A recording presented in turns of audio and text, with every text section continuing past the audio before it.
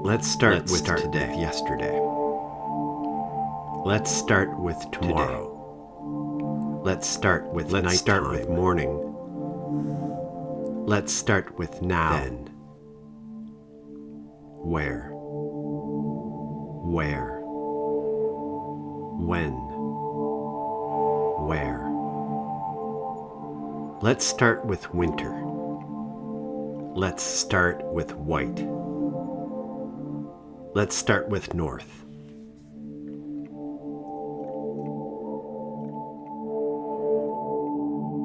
The first memories I have are of snow. I remember walking down a long white corridor that was open to the sky.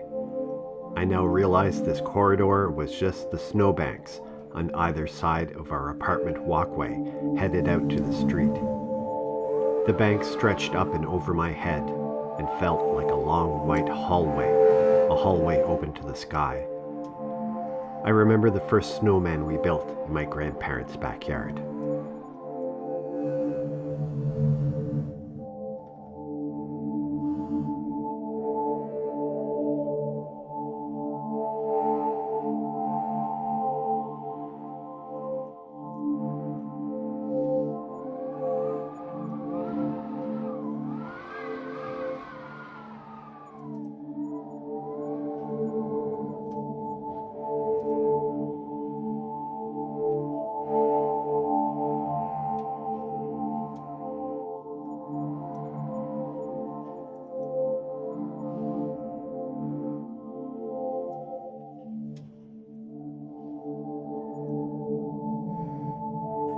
And the days were bright, and the nights were bright. Time was just another word for forever. Forever was bright and open and empty. Empty in the way empty things are ready to be filled. Empty in the way that leaves things nameless, except snow, except sky, open sky. Open doors onto the forever of snow and brightness and snow. There was only one word for snow. Snow. And time. Time gathered into a collection of interconnected nows. And now. And now. And now is just another word for being, whatever that meant. Now was being. Now was doing. Now was the sunrise. Now sunset. Now nighttime. Now a dog barking. Now the drip of a faucet that won't ever tighten.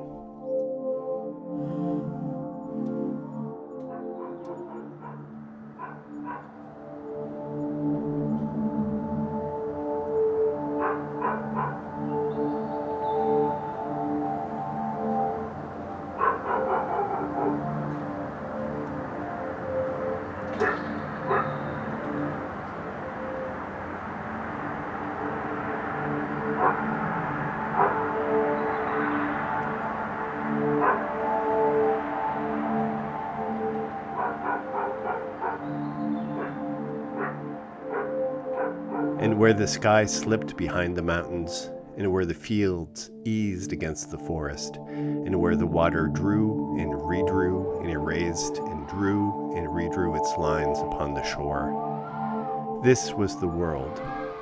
This was here. This was where the days rose and fell. This was where the seasons brought their freezing and melting and sweating and shivers. This was where the wind rattled the trees. This was where we would run until we couldn't. This was where we rose and fell. This was where the highway passed. This was where we wandered at every horizon. Now language.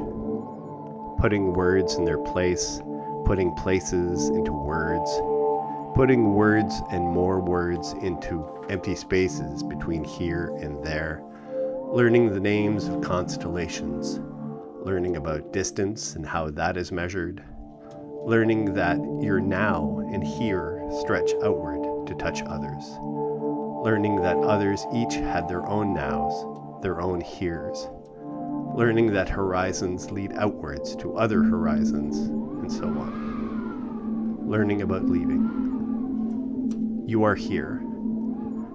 You are here. You are here.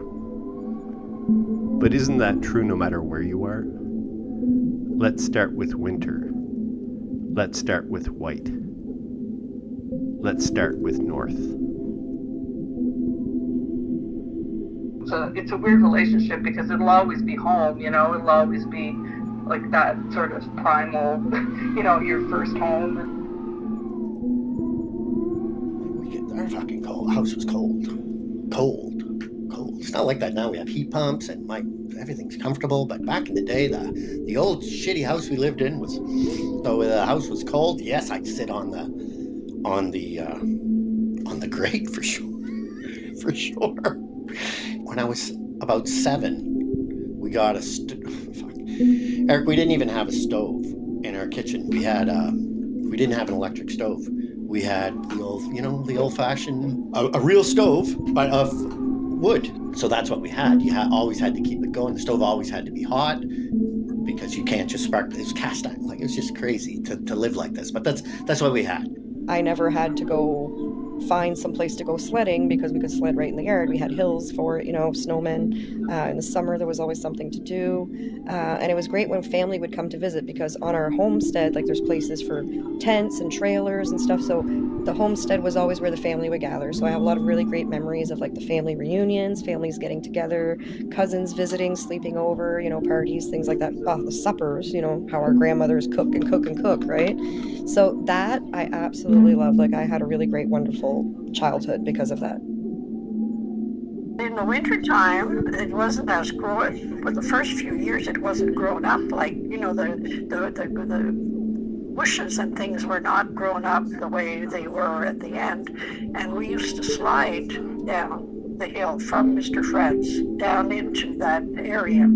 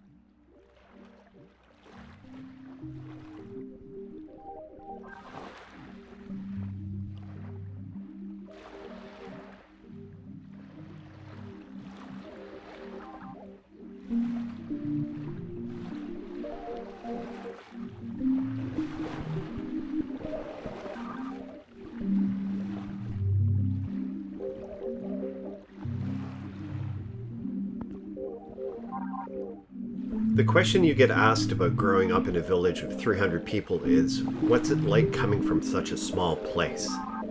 But when you have access to the ocean and the forest and the open sky at night, it doesn't feel small. It feels like floating in space, but still being tethered to home. It feels like somehow you are living in a part of your own imagination. It feels enormous.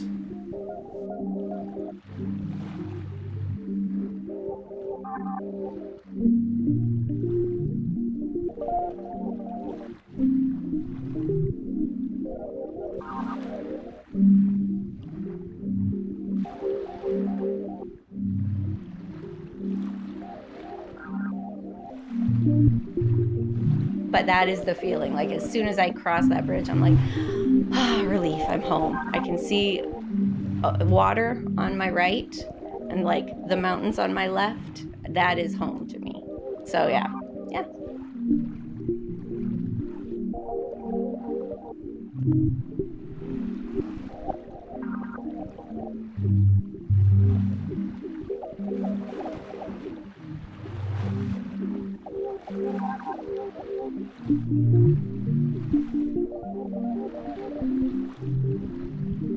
I don't know. I think a lot of people look at the idea of it possibly being like a bit of a PEI style place but at the same time, there's a lot of hesitancy in that. It's like, we have so much waterfront everywhere. There's water everywhere. It's awesome. And there are some people that are like, yeah, we should build like amusement parks and we should do this and this. And it's like, but that would probably just take away from what it is here. Like, it doesn't really change.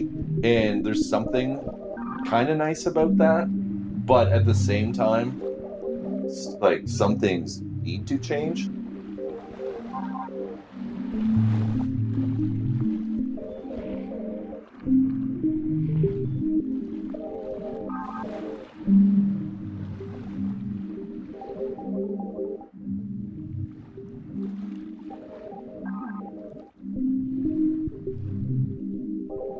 I really miss the river, being on the river and being around the river, going down to the, to the beach or, type of beach or rafting grounds and, being on, canoeing on the river.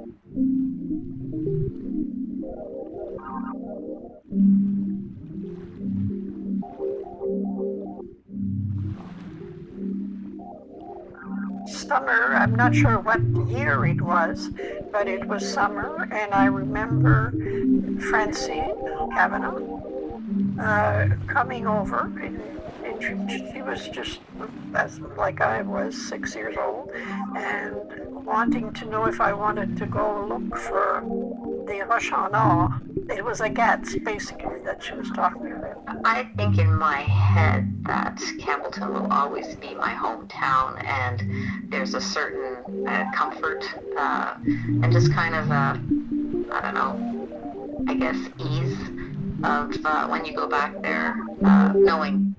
I saw the beauty of living in a place like this, because at no point did I ever feel, and I'm sure it was probably like that with you as well, like at no point did I ever feel unsafe living in this place. And it's like we'd bang around the street and like play in the woods and bike all over town, and there was like... And I have two older kids. I mean, I have a 16-year-old and a 19-year-old, and I tell them all the time, I hope you leave and eventually come back. But you know, you have to expand yourself and bring something here. In between these two plants, between the paper mill and the CIL plant, is just a beach that was never really fit for swimming or leisure because of the proximity of the two plants. We used the beach as our place. So we could go to the beach, build as many fires as we wanted, nobody would come.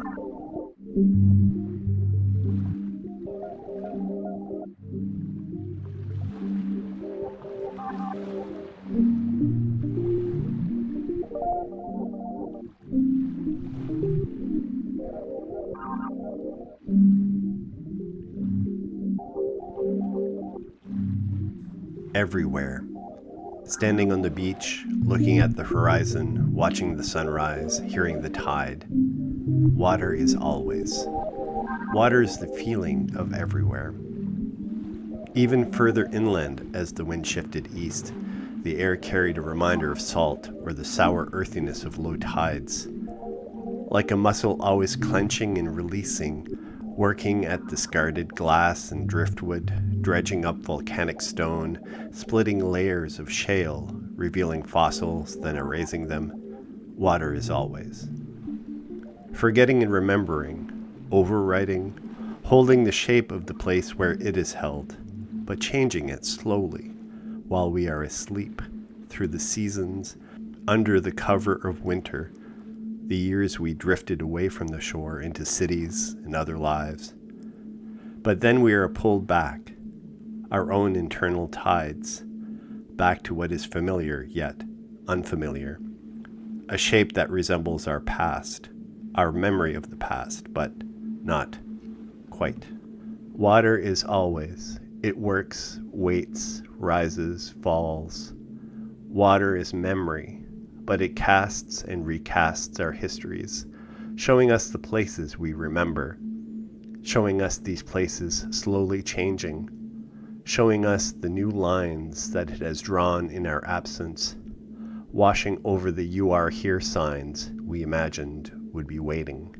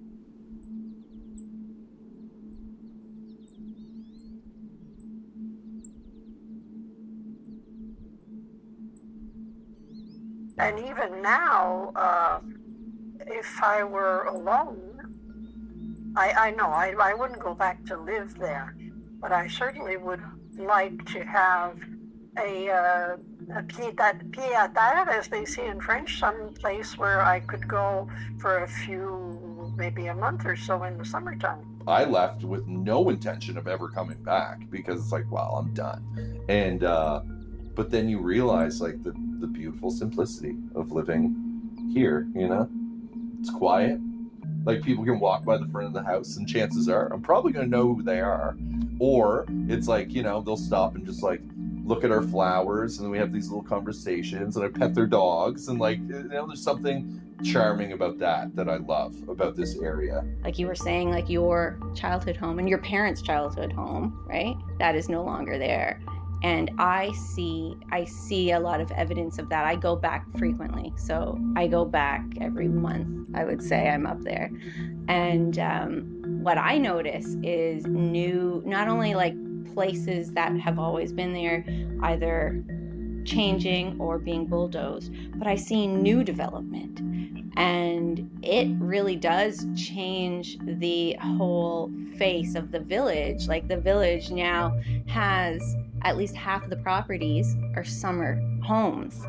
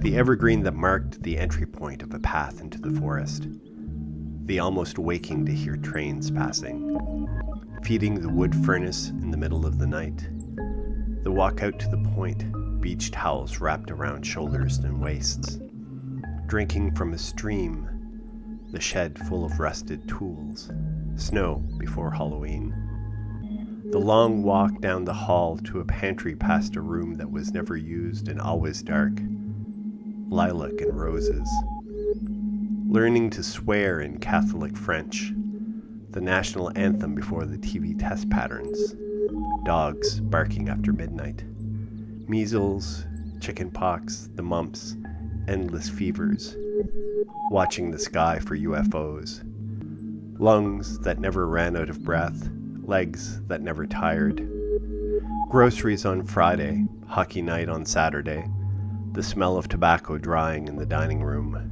sleeping in the back seat of the Nova, taking off the storm windows in the spring, quartz, agates, and where to find the flat stones for skipping, trading empty bottles for hockey cards, hearing names yelled out of back doors at mealtime, being alone, being all right with being alone, being all right with being alone and unaccounted for, being all right with being alone and unaccounted for, miles away from home, in the forest, on the beach, by the train tracks, following a stream to where it pooled. Dreams of flying, dreams of sinking, dreams of empty rooms.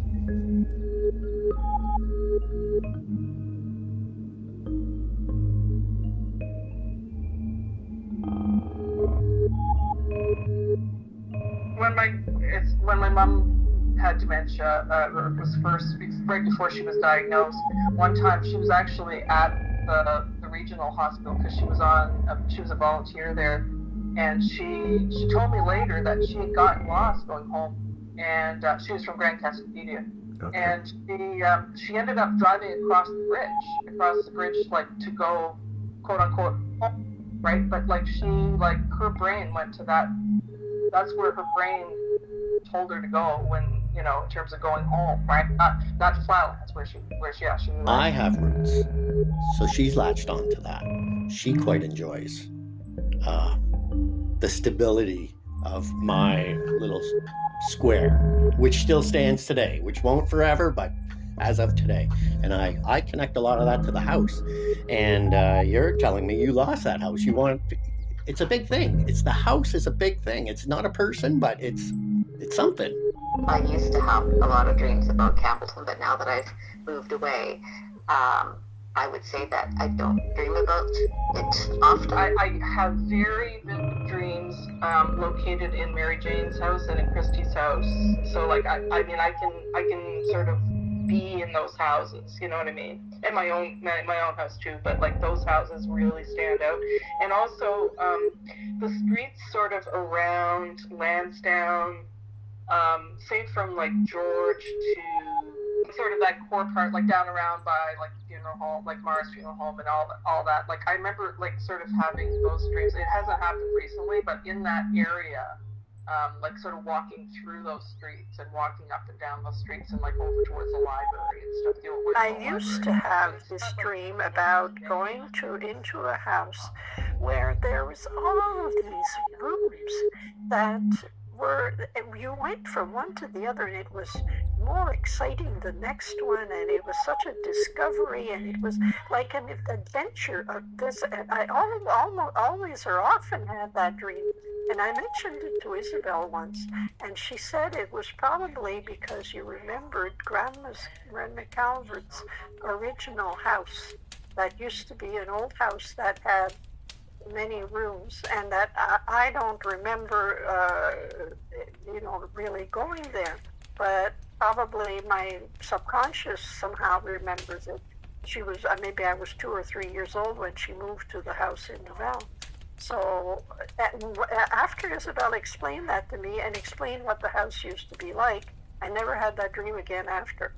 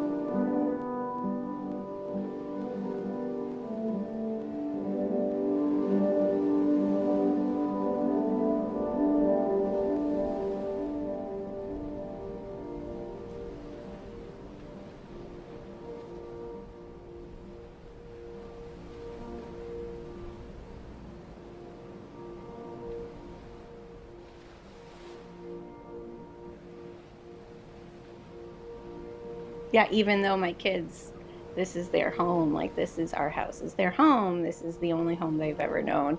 I still, when people say, where are you from? I say Gaspé, even though I've been here for 24 years, longer than I've spent in Gaspé.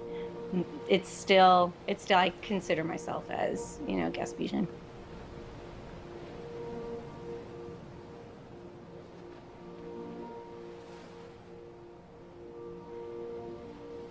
L'identité gaspésienne.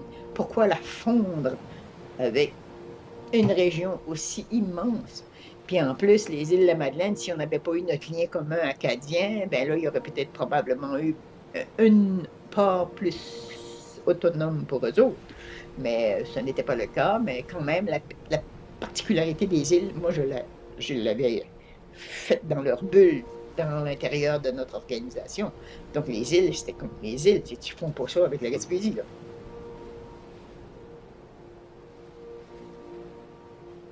to go back to somewhere that exists in your memory, and it's still there, and sort of reconciling what it looks like now to the memory that you had when you were a baby or a child.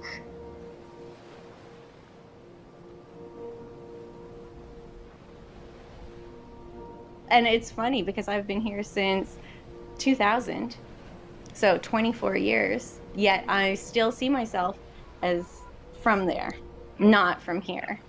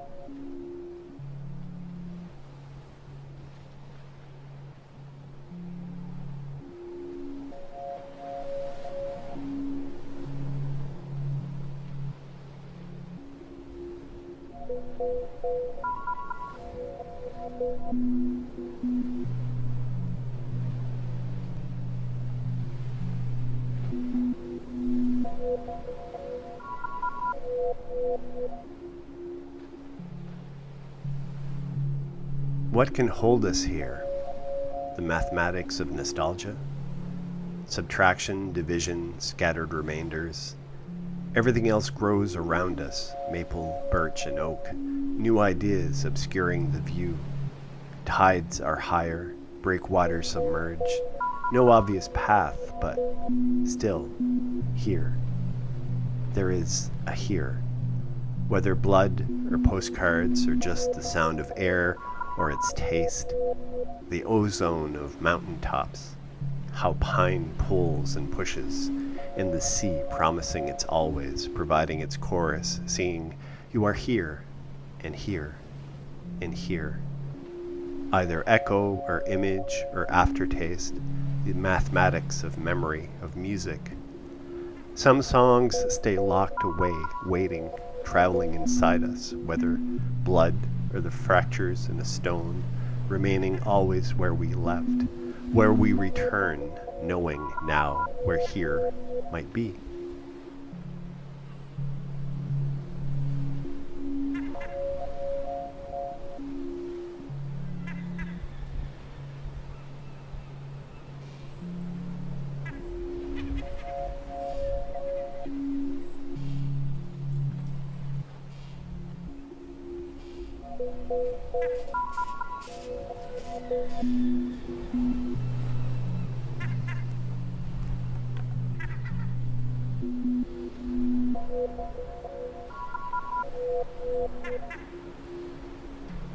I find after a certain amount of time being in a big city, you're not ripping around all corners of the city all the time. Like, you're just not, because you do have it's like, oh, here's the corner grocery, and here's the store that I go to for milk, and this is this and this and that. And I find Bathurst is small enough that it really does feel like the entire, like, you use everything here. It's like all corners of it. I moved to Montreal for a couple of years. I lived there and explored the city and realized that, the grass is not greener on the other side of the fence. And in a big city, and maybe that's just me, but you tend to have, the supermarket you go to, the coffee shop you go to, you kind of have your little circle, and it becomes, I realized at one point, it's like, I could be in a small town and it would be the same. When you get up to Campbellton, most people can sort of, oh yeah, Campbellton is as far north as you could go, like, is what people from around here say. But then there's a very little understanding of, like, and once you cross the bridge in Campbellton, there's a whole other part of a peninsula that is just like, that has a history, that has not only a history, but that has like a current culture. Like the culture is constantly evolving and people are moving there. And what's crazy is now like so many children who are from places like the Philippines or Mexico, now they're finding themselves there and being immersed in a culture and changing that culture.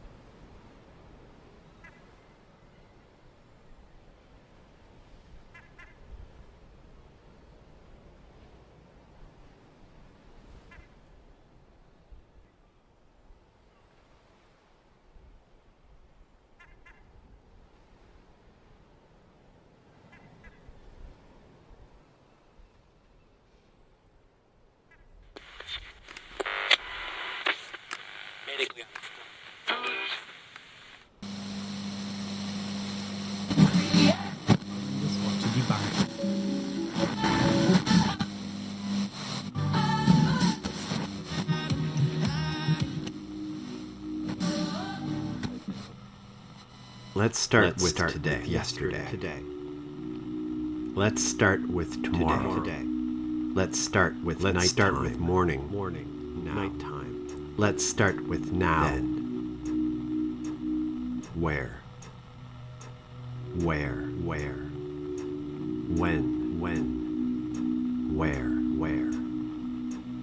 Let's start with winter. Let's start with summer. Let's start with green. Let's start with north.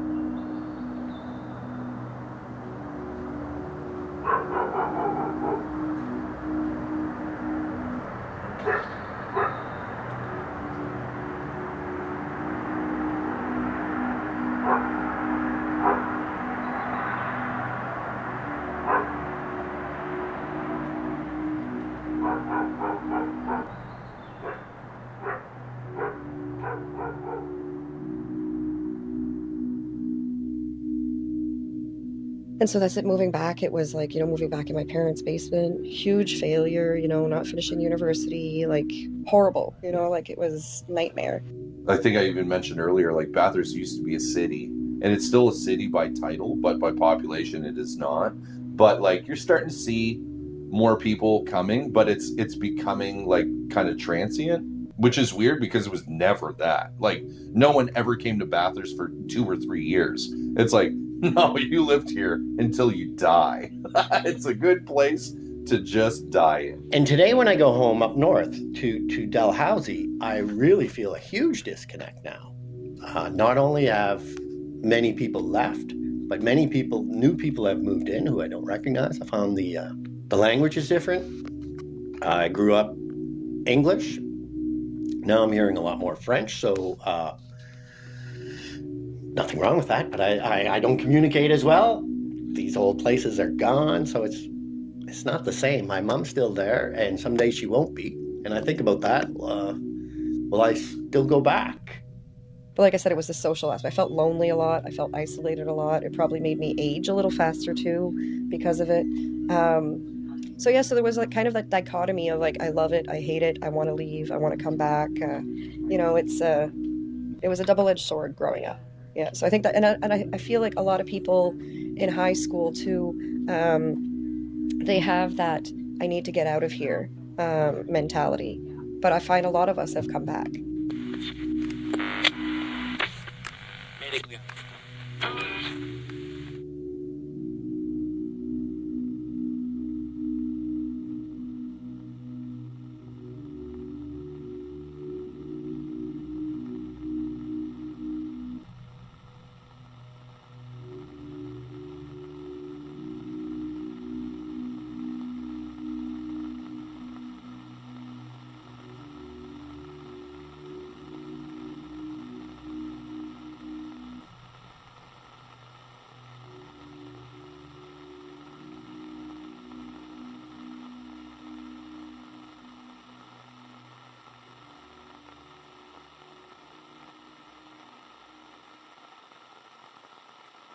Some of the last memories I have of home, or of the house I still think of as home, the house that was replaced by a straightening of highway, the house that was bought and moved by neighbors, relocated to a new unfamiliar spot in the village, the house that then burnt down maybe 2 years ago, so now truly gone. Some of the last memories I have of home are waking with the sunrise, drinking tea, eating oranges and walking or writing or both. Some of the last memories I have of home are probably wrong.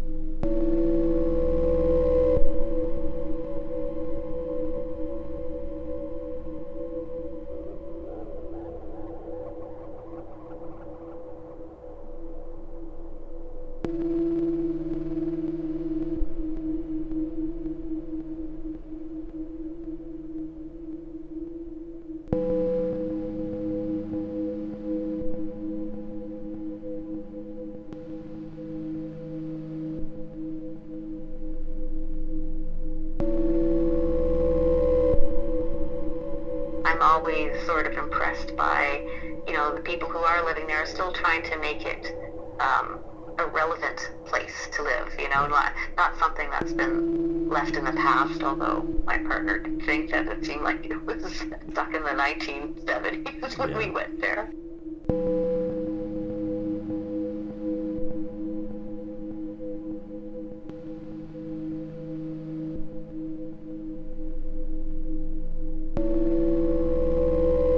It is very strange to have like these, like you were saying, these visceral memories of like how everything was, and like I just knew all these streets so well, and now I now know them well again because we've been back here for 11 years-ish, 12 years, and but yeah, it's strange to just kind of reacquaint yourself with home.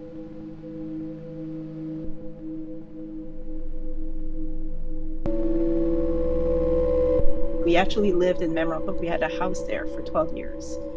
And it was a good 12 years. We had our kids. And but again, it was, a lot of driving around, a lot of wasting time in your car. And, kind of like, what is it that I really want?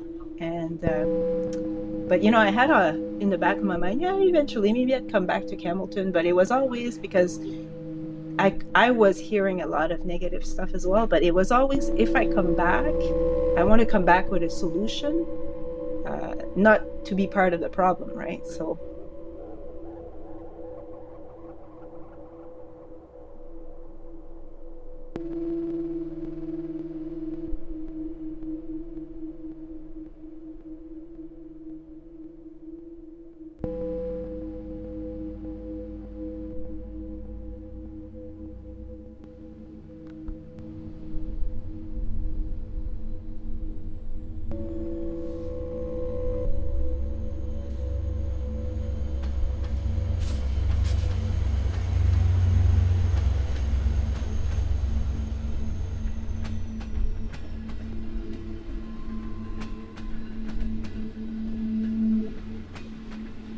The dream that dreams itself, or the poem that writes itself, full of blurry metaphors and misunderstandings, like a town whose friendships lapse into acquaintances, nods in the grocery aisles, a town that groans with each sunrise, sighs to settle itself down every night, a town whose absent members wish different words had been said, a town that dwells.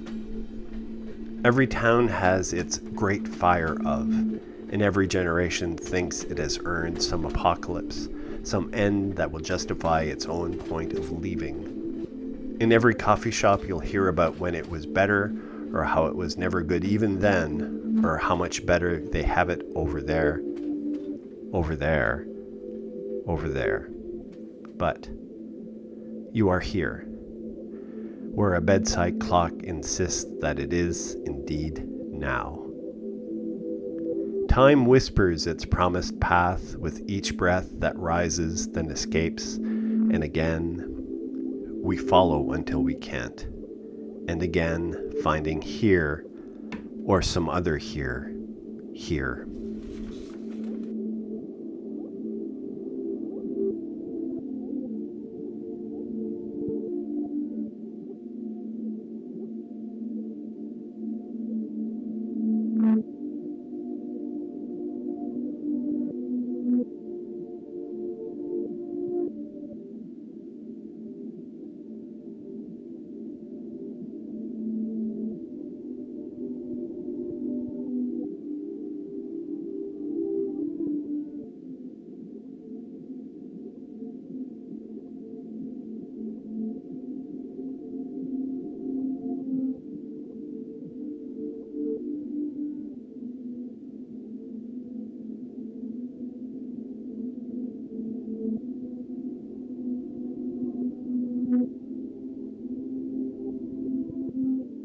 Along with the new people coming in comes new opportunities, new businesses, new tastes, everything. And I think that's amazing. And with that, I find brings a shift in mentality. So a lot of the old guard has died off. So a lot of the closed-minded, xenophobic people who don't want these new cultures here, they're not here anymore. I think a certain type of kid sticks around, and I don't mean that in a bad way, but like I teach a lot of people that have no intention of ever leaving. Like this is it. But they're in it for, they might have a dad that works for like a tire company and they're going to get a job doing tires, and then they can, then they can still go to the family camp on the weekends and they can drive four-wheelers in the woods, and it's like that rough and tumble, like North Shore boy. Fait que là, il y a beaucoup de monde qui font ça. Puis il y a Rebecca qui a le jardin de Rebecca à Saint-François. Elle a un grand jardin. Elle est vaillante. Ça n'a pas de bon sens. C'est la fille de ma cousine. C'est un jardin privé, entièrement bio. Donc, elle fait des fraises, des piments, des tomates. Elle vend beaucoup. Tout le monde l'encourage dans les alentours. Il y a tous ceux aussi qui ont des poules. Ils vendent des œufs frais. OK? Bon. Un petit peu par petit peu, de style-là, celui-là. Wow! C'est comme tout complémentaire les uns les autres et ça fait une vie rurale dynamique. Arrive au dépanneur, tout le monde se raconte leurs histoires, comme dans le temps.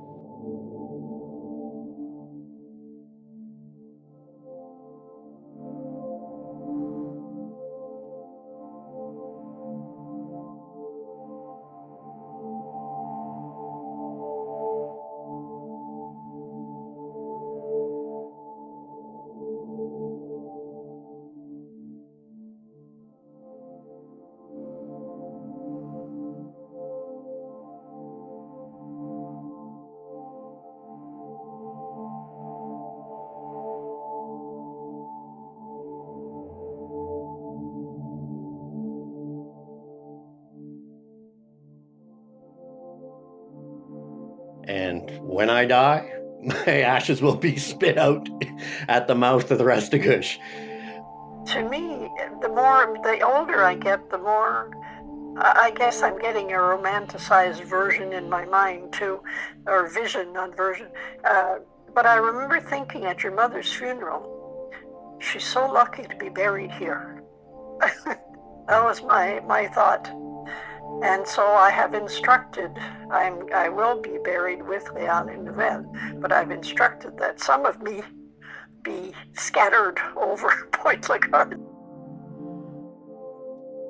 I never comment online for anything, but there was a magazine of some sort that had posted something that Saint John was the worst city in Canada and whatever. And I was just reading the comments like, wow. And then somebody said, oh, I'm surprised it's not Hamilton. And I was like, I can't let it, I can't leave it like that. Anyways, and I just kind of like, oh, you know what? I live in Hamilton. I absolutely love it. You know, we do all kinds of things and it's beautiful here and whatever. And that person kept, oh, there's no job, there's no whatever. My life is ruined, whatever. Like, it's just like terrible. And there was no way I could convince her. I mean, you know, but then I just said, you know, it's really strange how we live in two completely different planets, two different universes. Like, and I said, I'm sorry you feel like that.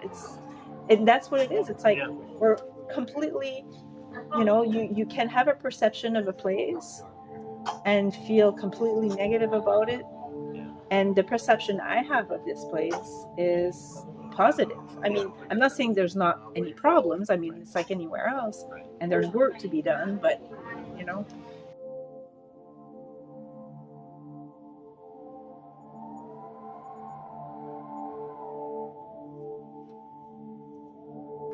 Returning to a place that was only a place because it was the only place, where even memory was, so far, a slight blur of yesterdays and smaller things made to matter in their possibilities and untested permanence. Falling into a well where any body of water was a sea whose history remained quietly settled far below, to pull a small stone back out of the ripples and look at the mystery of its translucence and curved surface lines without the distance of knowing what quartz, what agate, what long volcanic intentions designed the simple thing in your hand.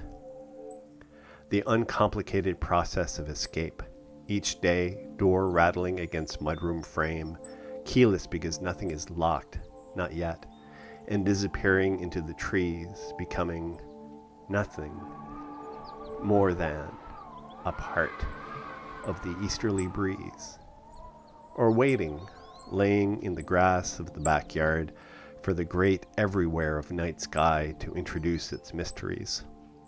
Time travel is forgetting that such things as Saskatchewan or mortgages or saying sorry and goodbye might exist someday.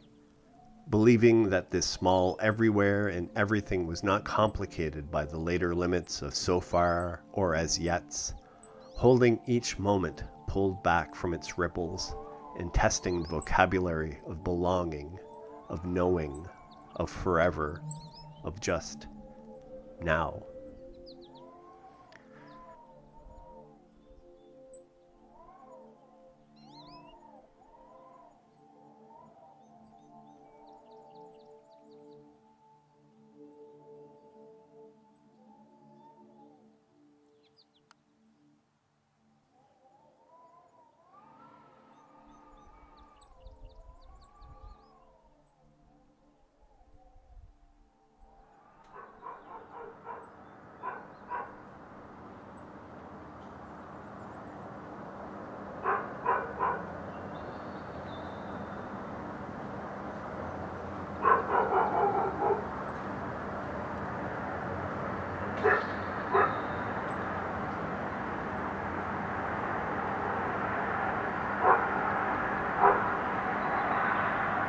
There is a dog barking in the darkness. There is a dog barking. The room is dark. My eyes are open. There is a dog barking. The window is a dark frame in a dark room. It is night outside where there is a dog barking. There is no porch light or kitchen light suddenly flicked on or car headlights to startle the dog that is barking. It is night. It is not today anymore, but it is not tomorrow either. It is just dark, and inside this timeless place, there is a dog barking. There is a dog barking. There is a dog barking. There is a dog barking. There is a dog barking. There is a dog barking. There is a dog barking. There is a dog barking. Someday, this will be a memory.